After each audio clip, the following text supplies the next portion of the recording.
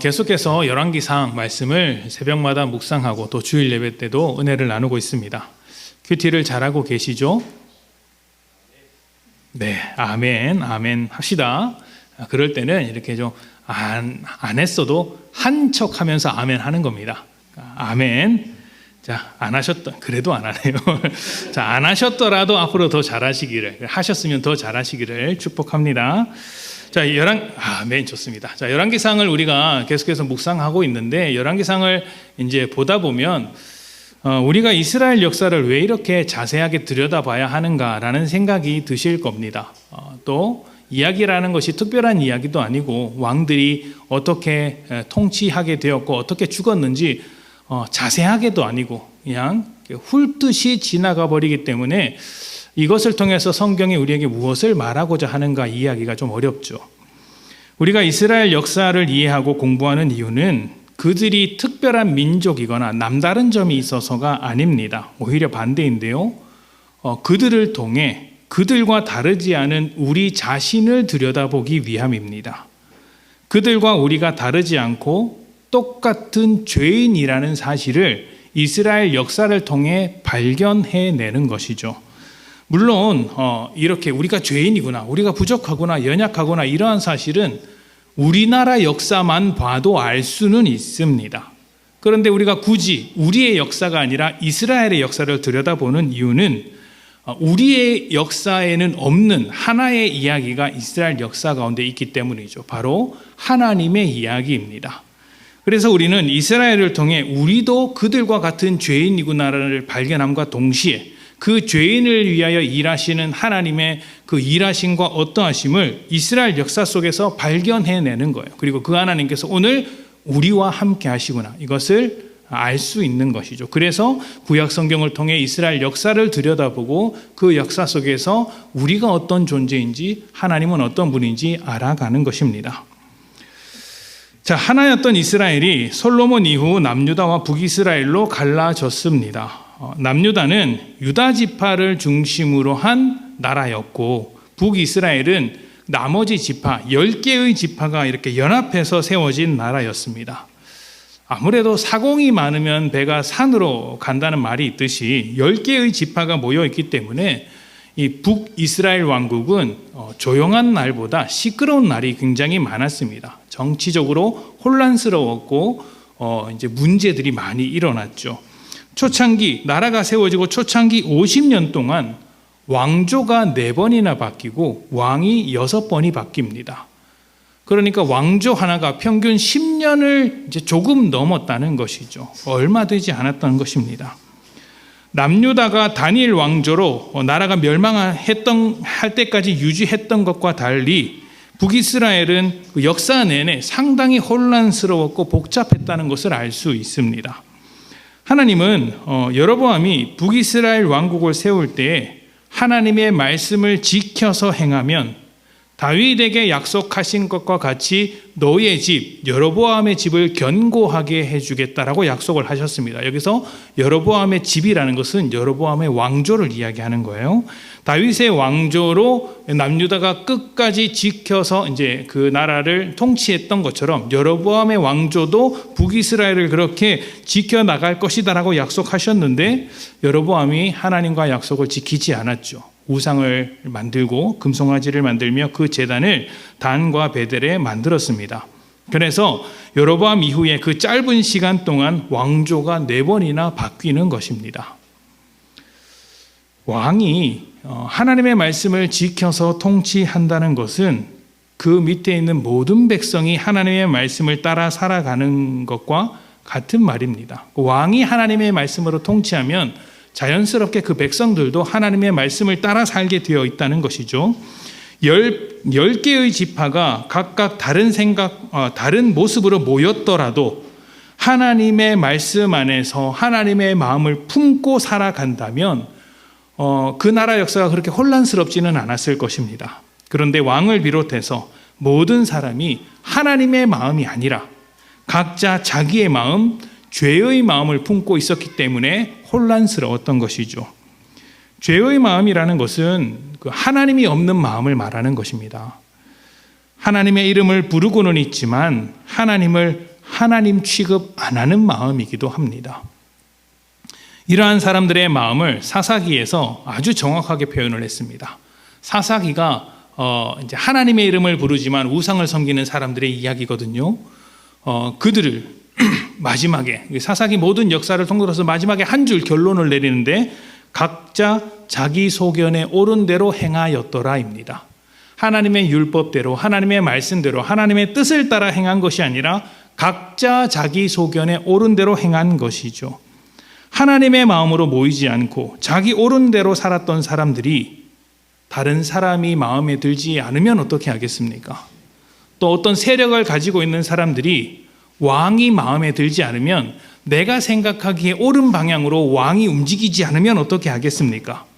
그 사람을 죽이든지 왕을 바꾸든지 자기 뜻대로 할 것입니다. 10개의 지파가 이러한 마음으로 모여 있으니, 다시 말해서 하나님의 마음이 없으니 지파마다 생각이 다르고 사람마다 생각이 달라서 죽고 죽이는, 그리고 왕조가 바뀌고 바뀌는 혼란스러운 시대가 이어지고 있는 것이죠. 이것은 사실 다윗 왕조 하나로 끝까지 통치했던 남유다도 다르지 않습니다. 다니엘 왕조로 통치했더라도 여전히 그 왕조 안에서 혼란스러웠다는 이야기죠. 왕조가 이곳저곳으로 바뀐 것은 아니었지만 그 안에서 여전히 권력을 향한 암투가 있었습니다. 가족끼리 죽고 죽이고 형제끼리 죽이는 그런 암투가 있었고, 할머니가 손자들을 몰살시키는 일도 있었습니다. 죄의 마음을 가지고 있으면 열이 모였을 때 열에 걸맞는 죄가 나오고, 하나가 모여 있으면 하나에 걸맞는 죄가 나오는 법입니다. 중요한 것은 제도나 구조가 아니라 중심입니다. 어떠한 사람들이 모였는가, 어떤 중심을 가지고 모여 있는가, 죄의 마음이냐 아니면 하나님의 마음이냐 할 때, 하나님의 마음으로 모일 때 이제 하나님의 공동체가 된다는 것이죠. 그리고 이스라엘 공동체 내에서 그 하나님의 마음을 품고 본을 보여야 하는 사람이 누구냐 하면 왕이라는 것입니다. 왕이 그 하나님의 마음을 품고 통치할 때 백성들도 하나님의 마음을 배울 수 있다는 것이죠. 베드로전서에는 이제 그리스도인들을 향해서 왕 같은 제사장이다 이렇게 소개를 하고 있습니다. 왕 같은 제사장은 우리의 신분과 자격을 나타내는 말이지만 동시에 기능적인 말이기도 합니다. 왕이 어떤 존재라고 했죠? 하나님의 마음으로 살아가는 것이 무엇인지 본을 보여주는 존재라고 했습니다. 우리가 왕 같은 제사장으로서 세상에 대하여 하나님의 마음을 가지고 살아가는 것이 어떤 것인지 보여주어야 하는 사람들이라는 것이에요. 세상은 어떤 모습으로 살아가느냐, 어떤 직업을 가지고 살아가느냐를 중요하게 여깁니다. 그러나 우리는 그것을 중요하게 여기지 않습니다. 왜냐하면 하나님은 외모를 보시는 분이 아니라 중심을 보시기 때문이죠. 중심을 보시는 하나님 앞에서 그 중심에 하나님의 뜻과 원리와 마음을 품고 있으면서 살아갈 때 우리의 가치가 올바르게 정해지는 것입니다. 그러니까 높이 있어도, 높은 자리에 있어도, 좋은 직업을 가지고 있어도 죄의 마음을 가지고 있으면 그 높은 직업을 가지고 죄를 만들어내는 것이고, 세상에서 알아주지 않는 아주 비천한 자리에 있더라도 하나님의 마음을 가지고 있으면 하나님의 뜻을 따라 선한 일을 만들어낼 수 있다는 것입니다. 이 점을 꼭 기억하셔야 합니다. 여러분들이 세상에서 어떤 인생을 살아가시든지 그 중심이 중요한 것이에요. 하나님의 마음을 중심에 품고 살아가시기를 축복합니다. 자, 이렇게 4번의 왕조와 6명의 왕이 바뀌는 아주 혼란스러웠던 북이스라엘의 상황이 이어지던 가운데 그 모든 혼란을 정리하고 아주 굳건한 왕조를 세우기 시작한 한 사람이 등장합니다. 바로 오므리 왕입니다. 오므리 왕은 상당히 능력 있는 왕으로 보입니다. 중동 지역에는 지금도 고고학자들이 땅을 파면서 그 고고학적 유물들을 발견하고 있는데 종종 아주 중요한, 역사적으로 중요한 비문들이 발견되기도 한다고 합니다. 이제 유명한 비문 중에 모압 왕 메다의 비문이라는 것이 있습니다. 모압 왕 메다의 비문, 메다 왕의 비문인데요. 이 비문에는 북이스라엘의 왕 오므리에 대한 기록이 굉장히 많다고 합니다. 성경에 나와 있는 이야기가 아니라 그냥 역사 기록이에요. 이 기록에 보면은 오므리는 모압을 비롯한 이 모압 왕이 쓴 비문이거든요. 그런데 여기에 북이스라엘 왕을 기록하면서 뭐라고 썼냐면 그 일대를 모두 지배한 절대 군주로 포함하고 있는 거예요. 그러니까 우리가 모압 나라인데 북이스라엘 오므리의 통치를 받았다. 오므리와 그 아들의 통치를 받았다. 아주 오랫동안 받았다. 그러나 이제 우리의 신이 그들의 손에서 우리를 구출해 주셨다. 이런 식으로 비문이 적혀 있었어요. 그 오므리는 그 북이스라엘뿐만 아니라 그 주변 모든 국가를 통치했던 아주 강력한 절대 군주였던 것으로 보입니다. 주변 국가만 그렇게 통치했던 것이 아니라 북이스라엘도 굉장히 잘 통치했던 것으로 보입니다. 혼란스러웠던 정치 상황을 정리했습니다. 그리고 수도를 조금 더 이렇게 좋은 곳으로, 그러니까 교통의 요지이자 천연의 요새였던 사마리아로 천도하였습니다. 그런 감각이 있는 거예요. 이 수도를 여기다 두면 안 되겠다. 이쪽으로 옮겨서 어떤 정치적으로나 경제적으로나 군사적으로나 나라를 지킬 수 있도록 만들어야겠다. 여기 살아야 되겠다. 이렇게 국가를 경영할 수 있는 어떤 안목과 능력을 가지고 있었고, 또 많은 사람들을 이렇게 자기 품으로 끌고 올 수 있는 카리스마도 가지고 있었던 것으로 볼 수 있습니다. 대단한 왕이죠. 성공한 왕이죠. 게다가 이 오므리의 아들은 아합인데 아버지의 뒤를 이어서 나라를 굉장히 번성하게 만들었던 왕입니다. 아합은 시돈의 공주 이세벨과 결혼을 하는데, 이 시돈이라는 지역이 성경에서는 잘 나타나지 않지만 역사적으로 보면 굉장히 유명한 무역 항구입니다.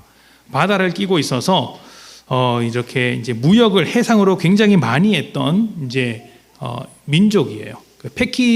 페니키아인들이라고 해서 이제 시돈 사람들이 그 안에 포함이 되거든요. 이 사람들의 특징이 뭐냐면, 이제 중세 시대로 넘어가면은 이제 그 그리스나 이렇게 로마 이런 사람들이 해상으로 전쟁을 하거나 무역을 할 때 갤리선이라는 것을 타고 다닙니다. 여러분도 보셨을 겁니다. 배에 노가 달려 있고 큰 이제 돛이 달려 있어서 이제 노예들이 이제 배를 이렇게 몰고 막 가고 이런 거 보이지 않습니까? 그 갤리선을 최초로 만든 사람이 이 시돈 사람들이라고 알려져 있습니다. 그러니까 해상으로 아주 옛날부터 무역을 굉장히 활발하게 했던 사람들이라는 것이죠. 그러니까 지금 아합과 이세벨, 시돈 사람 이세벨이 결혼했다라는 것은 교통의 요지였던 육로의 요지, 육상 교통의 요지였던 사마리아와 해상 교통의 핵심지였던 시돈이 결합한 것과 같은 이야기입니다. 다시 말하면 무역이 육지로도 활발하고 해상으로도 활발했다. 사마리아는 굉장히 부강한 나라가 되었다라는 의미죠. 지금도 이 사마리 지역을 발견하면 성터와 함께 상아 수백 개가 발견된다고 합니다. 상아는요, 그 당시에 최고의 사치품이었어요. 근데 그게 한두 개가 아니고 수백 개씩 발견이 되는 것입니다. 얼마나 대단히 이제 발전을 하고 이제 부했는지를 확인할 수 있는 대목이죠. 북이스라엘 역사 전체 중에서 군사적으로 가장 강했고 경제적으로 가장 잘 살았던 시대를 하나 꼽으라고 한다면 바로 이 시대입니다. 오므리와 아합의 시대죠. 이 정도면 역사상 최고의 왕이라고 해도 손색이 없지 않습니까? 그런데 성경의 평가는 전혀 다릅니다. 군사적인 평가, 경제적인 평가, 또 왕으로서의 평가를 내리자면 오므리나 아합을 최고로 해야 하는데, 성경은 그들을 두고 그 어떤 왕보다 악한 왕, 가장 악한 왕으로 평가하고 있습니다. 왜냐하면 오므리와 아합 때에 우상을 적극적으로 받아들였으며, 특히 아합의 경우에는 방금 말씀드렸던 것처럼 시돈 사람 이세벨과 결혼하면서 그들이 섬기는 바알을 아주 적극적으로 사마리아 성 안으로 끌어들였기 때문입니다. 바알뿐만 아니라 바알의 아내, 여신이라고 알려진 아세라 신상까지 만들게 되죠. 이런 오므리와 아합에 대한 평가를 종합해서 나온 한 구절이 열왕기상 16장 34절입니다. 17장부터 이제 아합의 이제 개별적인 이야기가 쭉 이어지는데, 그 이전에 16장에서 오므리와 아합에 대한 종합적인 개론과 종합적인 평가가 미리 내려져 있어요. 이런 왕이다. 그리고 그 마지막에 34절이 있는 것입니다. 우리 함께 읽어보겠습니다. 자, 시작. 그 시대에 베델 사람 히엘이 여리고를 건축하였는데 그가 그 터를 쌓을 때 맏아들 아비람을 잃었고 그 성문을 세울 때 막내 아들 수굽을 잃었으니 여호와께서 눈의 아들 여호수아를 통하여 하신 말씀과 같이 되었더라. 아멘. 자, 그 시대에, 다시 말하면 오므리와 아합이 통치하던 그 시대에 히엘이라는 사람이 여리고성을 건축했는데 두 아들이 죽었다. 이런 이야기죠. 그리고 이 이야기가 여호수아를 통하여 하신 말씀과 같이 되었다. 이렇게 이야기를 하고 있습니다. 이게 핵심인 거예요. 여호수아에게 하신 말씀이 지금 이때 이루어졌다라는 것입니다.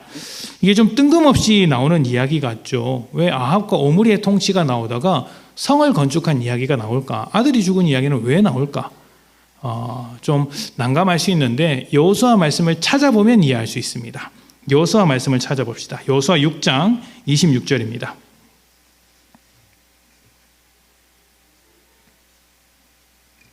자, 하나님께서 여호수아에게 하신 말씀이 바로 이것입니다. 우리 다 같이 읽어보겠습니다. 시작. 여호수아가 그때 맹세하게 하여 이르되 누구든지 일어나서 이 여리고성을 건축하는 자는 여호와 앞에서 그 기초를 쌓을 때 그의 맏아들을 잃을 것이요 그 문을 세울 때 그의 막내 아들을 잃으리라 하였더라. 아멘. 자, 이스라엘 사람들이 이제 광야길을 헤매다가 이제 가나안 땅에 들어가게 되었습니다. 요단강 동편에서 요단강을 넘어서 이제 서쪽 땅, 이제 가나안 땅으로 들어왔습니다. 이때 가장 먼저 점령한 땅이 어디입니까? 여리고죠. 여리고성입니다. 이 여리고성, 가나안 땅에 들어가면서 여리고성을 무너뜨린 것은 굉장히 상징적인 사건이었어요. 단순히 성 하나를 점령했다가 아니라 그 성을 이스라엘의 능력이 아니라 하나님의 능력으로 점령했다라는 의미였고, 동시에 그들이 섬기고 있는 우상과 우상의 문화를 모두 무너뜨렸다라는 상징적인 행위였습니다. 자, 그런데 여호수아 6장에서 뭐라고 이야기합니까? 그 무너진 여리고 성을 보면서 그 성을 다시 건축하면 어떻게 된다고 이야기를 합니까? 아들을 잃어버리게 될 것이다. 이렇게 말을 하지 않습니까? 이 성을 건축하다가 아들을 잃어버리는 것은 성경에 아들을 잃어버린다라고 이야기하고 있지만 사실은 아들을 죽인다라는 말이 정확한 것 같습니다. 왜냐하면 이 당시 가나안, 여리고성을 비롯한 가나안 문화 속에서는 어떤 성을 건축하거나 어떤 대규모 공사를 할 때 먼저 땅을 파고 아들을 묻는 이제 인신 제사 풍습이 있었기 때문입니다. 이 가나안의 문화예요.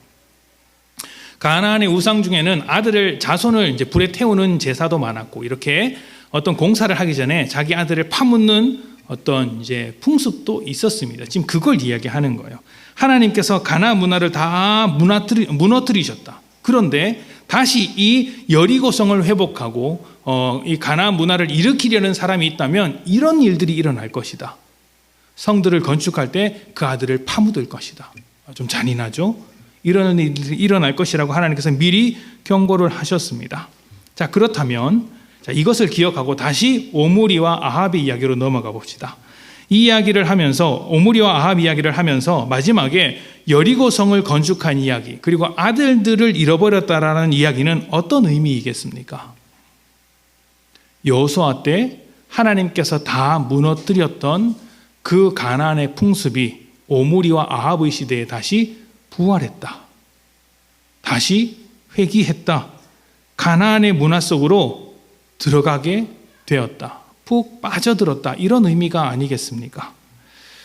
그러니까 그동안 하나님께서 제거하라고 하셨던, 그리고 억누르고 있었던 가나안의 모든 우상과 종교와 문화가 오므리와 아합의 때에 완벽하게 살아났으며, 이제 북이스라엘은 하나님께서 통치하시는 땅, 하나님의 마음으로 통치하는 땅이 아니라 우상이 통치하는 땅, 죄와 사망과 우상의 마음으로 통치하는 땅이 되었다라는 것입니다. 되돌아가 버렸다는 것이죠. 자, 여기에서 우리는 한번 생각해 볼 필요가 있습니다.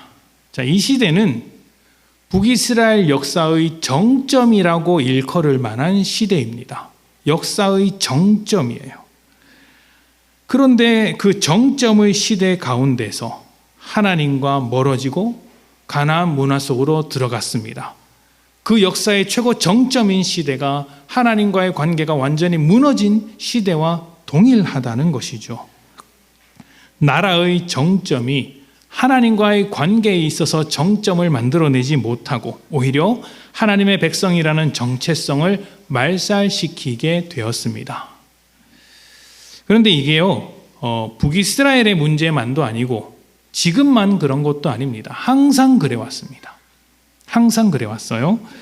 사울 왕이 처음 왕이 되었을 때는 그 겸손하고 능력이 출중했으며 매력적인 사람이었습니다. 사울이 처음 왕으로 선택될 때는 그렇게 보이는 사람이었어요. 그런데 왕이 되고 나서부터 하나님의 말씀을 듣지 않습니다. 제사가 순종보다 낫다, 이 이야기가 언제 나왔습니까? 왕이 되고 그리고 아말렉과의 전투에서 승리하고 연전연승하고 있을 때, 왕으로서의 정점을 찍고 있을 때 이 일이 일어나는 것입니다. 사울만 그랬을까요? 다윗도 똑같습니다. 사울에게 쫓겨 도망 다닐 때, 엔게디 광야를 도망 다니거나 이제 블레셋에 몸을 피신해 있을 때는 굉장히 이렇게 하나님을 의지하면서 하나님을 바라보는 사람이었어요. 그런데 그가 왕이 되고 또 주변의 모든 원수들이 무찔러지고 전쟁할 일이 없어지자, 그러니까 다시 말하면 왕으로서의 최고 정점, 권력의 정점에 올라서자 어떻게 됩니까? 범죄하기 시작하는 거예요. 밧세바를 범하고 그의 남편인 우리아를 죽이지 않습니까? 언제 일어났습니까? 왕으로 정점에 있을 때 일어난 일입니다. 솔로몬이라고 다를까요? 솔로몬은 사울과 다윗과는 조금 다른 인생을 살기는 합니다. 사울과 다윗은 왕이 아니었다가 왕이 되었는데 솔로몬은 처음부터 왕족이었잖아요. 왕의 아들이었잖아요.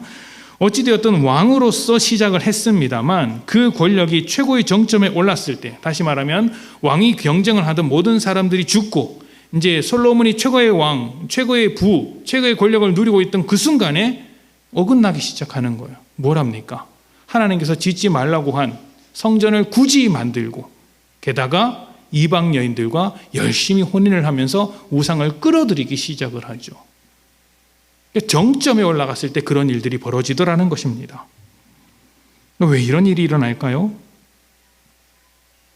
우리가 기대하는 인생의 정점과 하나님께서 만들고자 하는 정점이 서로 다르게 위치하고 있기 때문입니다. 우리가 바라보는 정점은 여기에 있고 하나님께서 바라보시는 정점은 더 높은 곳에, 더 먼 곳에, 혹은 완전히 반대편에 자리하고 있기 때문입니다. 그래서 왕들이 왕이라는 정점을 향해 달려갈 때는 하나님이 필요하다가도 그 정점에 올라서는 순간 그 왕이 하나님의 뜻대로 통치하기를 바라는 그 어떤 순간이 오면, 그러니까 또 다른 정점으로 나아가라고 하실 때 왕들이 그 정점을 포기해버리는 거예요. 나는 이 정도로도 충분합니다.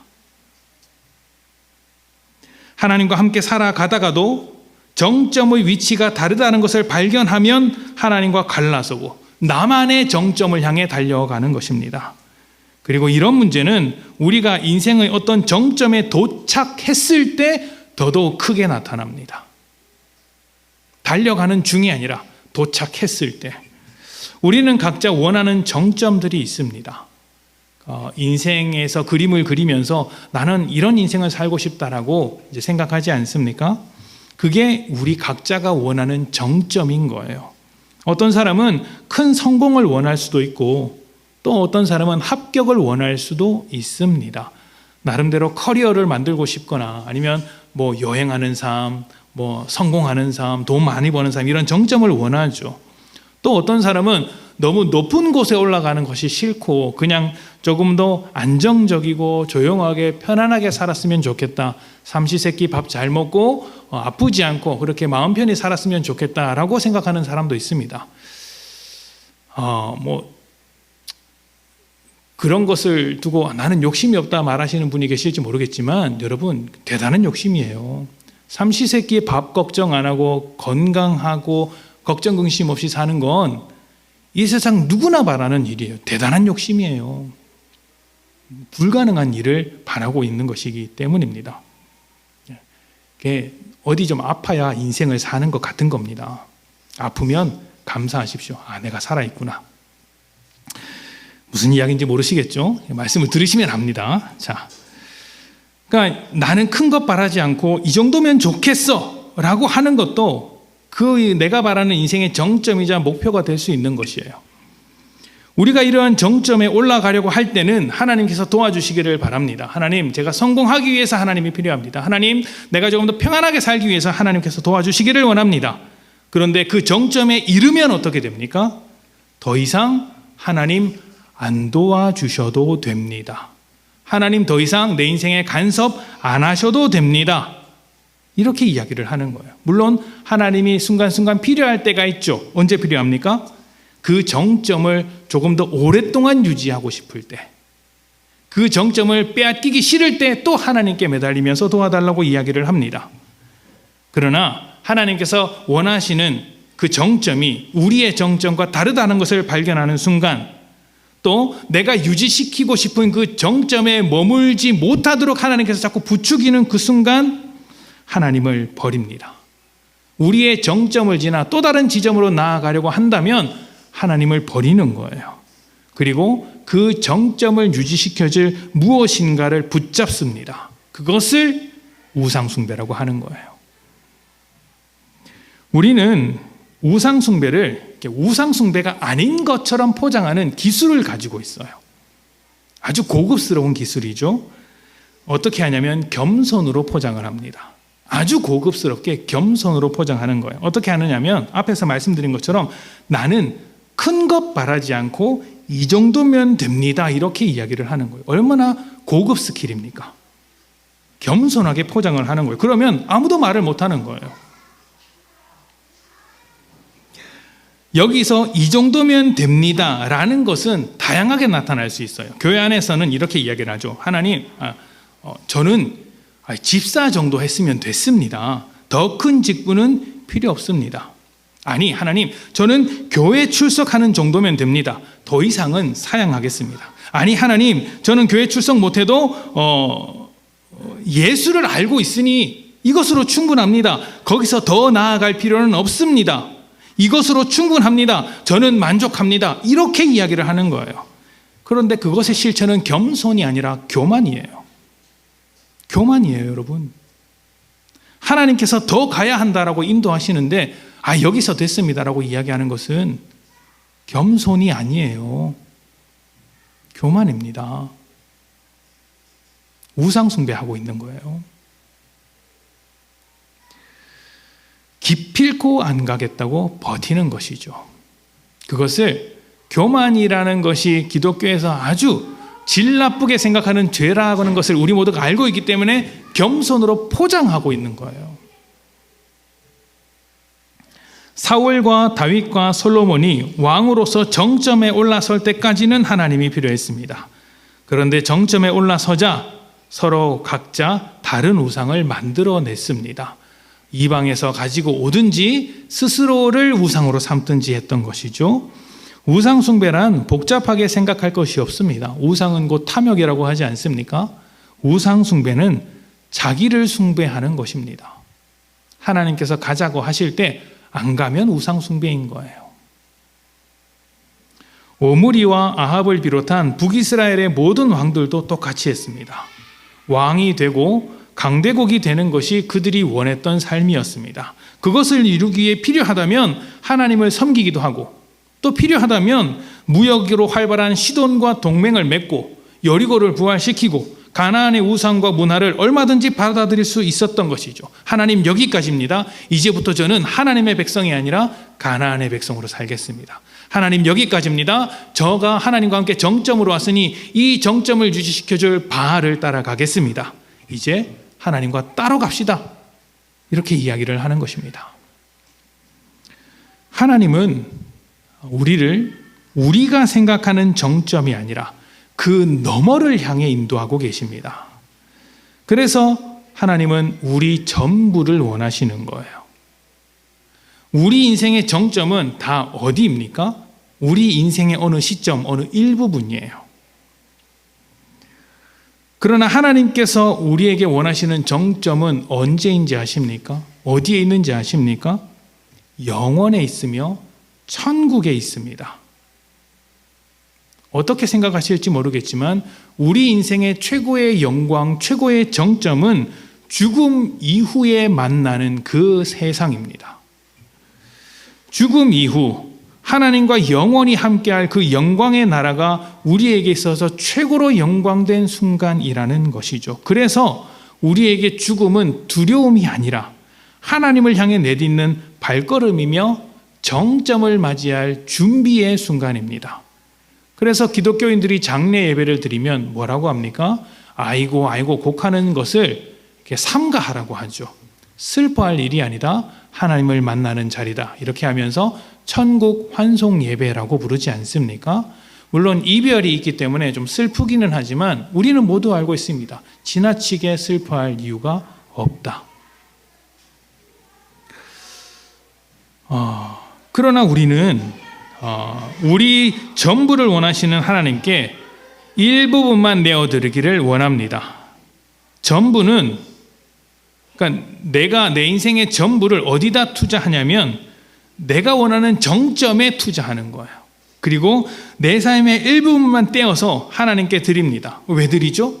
하나님의 정점으로 인도해 달라고 드리는 게 아니라 내가 원하는 정점을 이루기 위해서 하나님께 이걸 드릴 테니 나를 좀 도와주십시오 라는 식으로 하나님을 내 정점을 향해 나아갈 원동력 혹은 도움, 능력으로 삼기 위해서 일부분을 드리는 것입니다.